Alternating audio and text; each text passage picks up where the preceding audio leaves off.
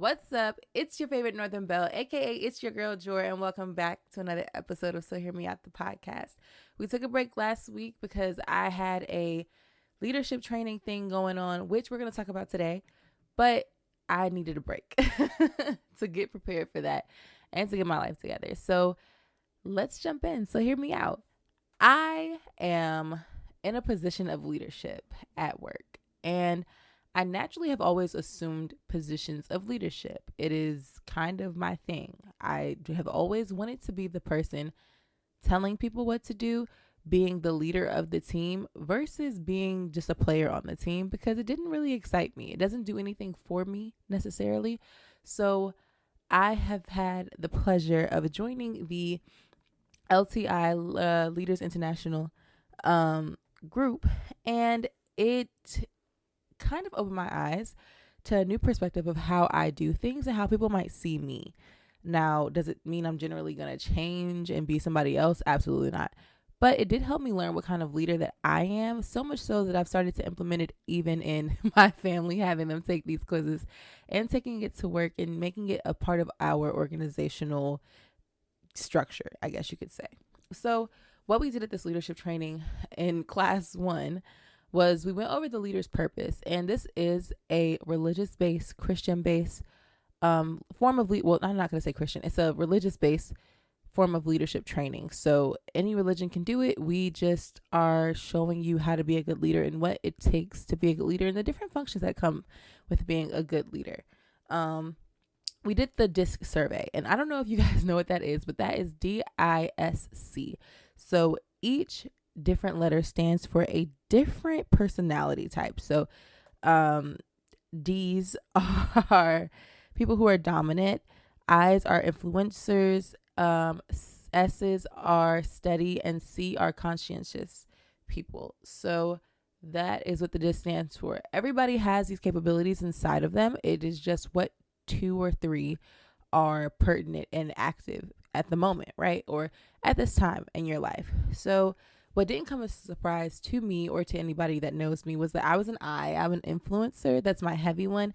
And then I titter-totter between steady and dominant. Now, I feel like I am more dominant than anything because I am very strong-minded and strong-willed, and that is what I do. I definitely lead the pack when it comes to being dominant. I want things my way because I'm very particular about stuff. So that's where the things are. But honestly, if you look through all the characteristics, you'll find that every one of these might speak to you some way, somehow. It's just the top two that are really showing. So the website that I used is cottonwood.org. That is the website that showed the DISC survey. And it's a drop down kind of thing. You answer 5 questions in the 4 different groups. And of course, my pairing was ID, so influencer and dominant. And I'll read you guys a tidbit of my pairing just so you guys can kind of get a synopsis of what it is. So it said IDs are persuaders who are outgoing and energetic. They enjoy large groups and use their power of influence to attain respect and convince people to follow their lead.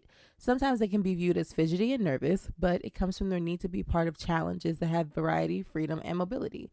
IDs could benefit from learning to look before they leap and spending more time being studious and still. They make inspiring leaders and know how to get results from people and through people. A mouthful. But I honestly saw that in me. Now, of course, to people, I don't seem super nervous. Inside, I can be a very nervous person, but I am definitely the fidgety type. As I'm sitting here recording this, I'm rocking back and forth in my chair. So rock with me, roll with me. This whole thing has taught me that everyone obviously learns different, but they lead different. And the fact that I enjoyed so much about this particular survey and style of quiz is the fact that it's numbers based, right? So it's how you feel based off a scale of 1 to 5, where 1 is never and 5 is always in this particular scenario from cottonwood.org. And you tally up the totals and you're going based off the highest 2 numbers that you get from, your categories. So that was something that I was like, people are always like, oh, well, I'm a Gemini or I'm a Cancer or I'm obnoxious. I don't know. Um, and I was born at midnight, so that's why I'm like this. No, let's do something that's factual. Let's do something that can, you answer how you feel about these statements. And of course, the one that we did for the leadership training was longer, but it was something that my answer still ended up being basically the same. So I'm not really surprised at any of the answers that I got. The next part that we did at this leadership training was our charismatic gifts, and those are your functioning gifts. And we did a top 3 for those, and I kind of was having a hard time with that just because I wasn't expecting the answer that I got. I kind of was dreading the answer that I got. And now it's just my truth at this point. So I was top 3 for prophecy, guiding, and encouraging.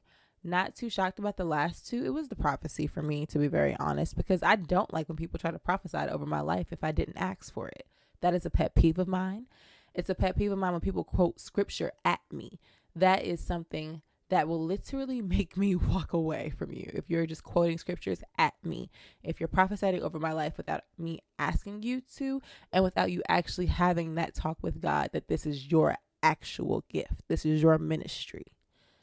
I always thought that your gift, no matter what it was the thing that you are good at, right?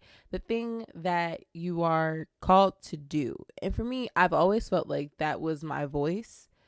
And it's not in the speaking way, it's in the singing way that I've always thought my ministry was just to sing and leave it alone. And of course, there's a certain type of prophetic way that you can use your voice when you're singing and you're speaking over things and stuff like that. But when it was broken down to me, what the prophecy version of it was like you speak out against things that are wrong, you look for corrections, and you want to fix things like that. So that is where I was like, oh, prophetic things. Okay, I see that. And then it had this little section that said, when your mind is not in tune, this is what happens. And to be very honest, I cackled at it, but it kind of was an eye opener that when your mind isn't in tune, if you are a prophetic person, that was the thing, that your gift was prophecy, was that you are judgmental. You're very just rude kind of. And so many times I've been told that I'm very judgmental and these little character traits. And I was like, dang, I just thought that was me.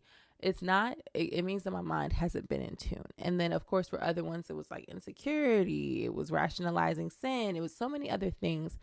Fleshy advice. It was eye opening because to me, I had never thought of the way that I think as a problem. And it's not to say that that's a problem. It just means that you have work to do. And as people, we have work to do in every area of our life. Even if you feel like you're doing amazing, you have work to do, sweetie. And there's nothing wrong with that. So what I gathered from this entire thing was that I, along with other people, have been placed in certain positions in life to influence, to help, to guide, to be there and be a part of experiences. And while I don't exactly know what the plan is for my life, I do plan on continuing this program as long as I can, and using the things that I learned here to better myself at home, at work, for myself, because that's really what matters at the end of the day. If you're taking care of yourself, if you're worrying about the things that you can actually control and fixing them actively, that is something that I'm working on. And it's a hard pill to swallow, but being self-aware is the first step. Being able to correct yourself in the moment when you are being in a way that you're not in tune with your higher self or your highest self, as the spiritual girls say. It's important to focus on that and correct it in the moment if you can. And if you can't, being able to realize it, even if it's later, and acknowledging, okay, girl, that was crazy, but let's focus and let's be better. That's the thing that I took away from it most. The Leadership Institute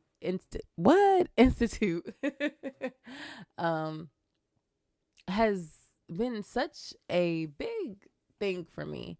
in a short matter of time, because I was telling my partner, I was like, I don't want to do this. I don't want to get up and be at somebody's church for 8 hours and they're boring. I'm the youngest person there. No one really understands what I'm saying. They're moving so slow. They're so stuck in their ways, yada, yada, yada.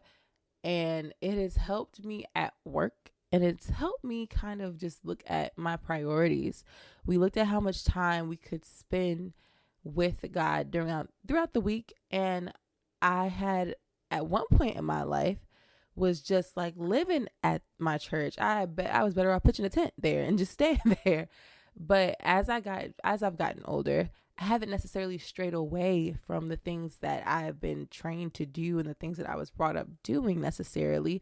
It just hasn't been routine because there was no one making me go. Now I'm the person that has to make myself go. Also, moving to another state, another city, I'm not completely comfortable with the mega church thing. I don't know if it's just my upbringing and I wasn't into stuff like that, but I'm not fully comfortable with that dynamic. I'm not fully comfortable with the touching and passing out thing.